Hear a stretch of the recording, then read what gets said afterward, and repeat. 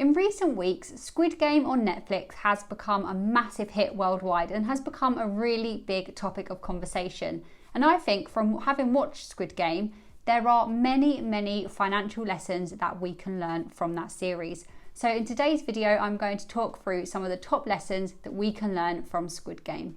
If you haven't already watched Squid Game or you haven't quite finished it, then just a little warning, this video may have some spoilers, so please click off and come back to this video once you finish the series. The first lesson that we can learn from Squid Game is that if you come into some money and you have debt to pay, then concentrate on paying that debt off first and not wasting that money. So in Squid Game, all of the characters are there because they're in financial crisis. They have a lot of debt to their name and they're struggling to pay it off. And this is not just a little bit of debt, we're talking a lot of debt.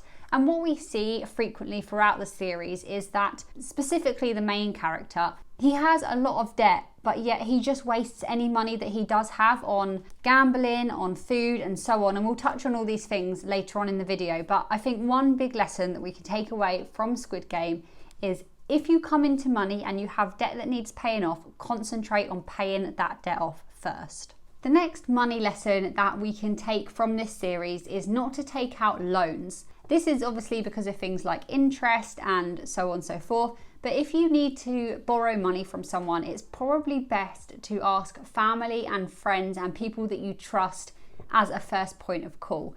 Now, often in this series, we see that some of the main characters owe a lot of money to dangerous people and to loan sharks.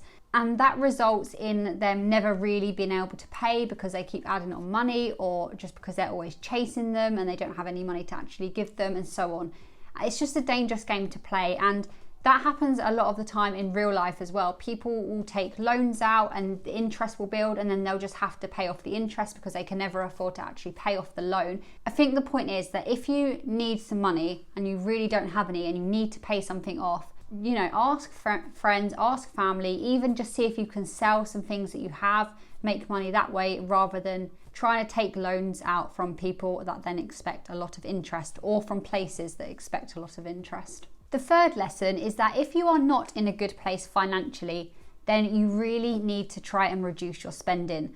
And we see in this series that the main character specifically, Gi-hun, I think that's his name, he is in a lot of debt. But he instead decides to still spend his money on presents for his daughter, cigarettes, food, even like drinks and alcoholic drinks, non-alcoholic drinks. And I know that the amount of debt that he's in is not really going to be changed by just one packet of instant noodles, but if you are in that much debt, you really need to cut back and literally not spend anything other than necessities. And that's not really what we see the main character doing. He is still going out and spending things on non-essential items that are just wasting more money, to be honest, and he could instead be putting them few pence, few pounds, you know, in his own currency, towards paying off the debt. The next one is to make some extra money through finding some extra income sources. Now that's good advice for anyone, no matter what financial position you're in. Having multiple income sources is always viewed as a very good thing financially and not to be reliant on just one income source.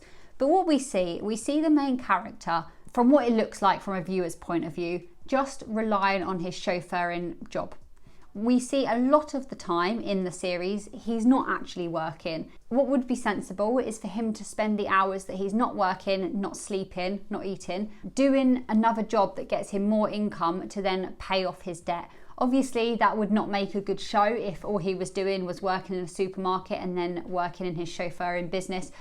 You know, he wouldn't have had a chance to meet the people from the Squid Game and so on and so forth, but you get my point. If you are struggling financially, you can always try and expand your income sources. Now, this next one is quite obvious, I feel like, but it's a big one in Squid Game, and that is don't bet and gamble if you're not willing and you can't afford to lose all your money. We see that Gi-hun, the main character, gambles on horse races, I think it is, quite a lot, and it results in him winning a bit of money but then gambling that money instead of just walking away and using that to start chipping away at his debt or even paying for food, you know, contributing to rent to his mother. He doesn't do any of that. He gets into this psychological cycle of betting and gambling the money that he does have away, and quite honestly it seems to result in him being in an even worse position. And the last one is that money doesn't mean happiness. Now, we always hear this, and of course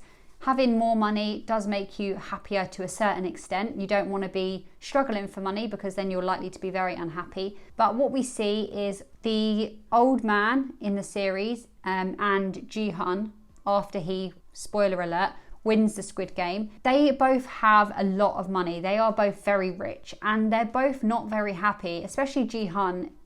Once he comes into all the money from Squid Game, he lives the same life as he did before, but actually he's probably even more depressed and he doesn't really have a purpose. He doesn't really look after himself, and I think that it just proves the point that actually money does not equal happiness. I think the message from the series that relates to this point is that the main character comes into a lot of money, but he's not happy, and that's because he no longer has his mum around, he no longer has his daughter around, he doesn't really have a life purpose, and he's been through something really awful, and now he doesn't have some of his friends around, and he's actually seen some of his closest friends die tragically.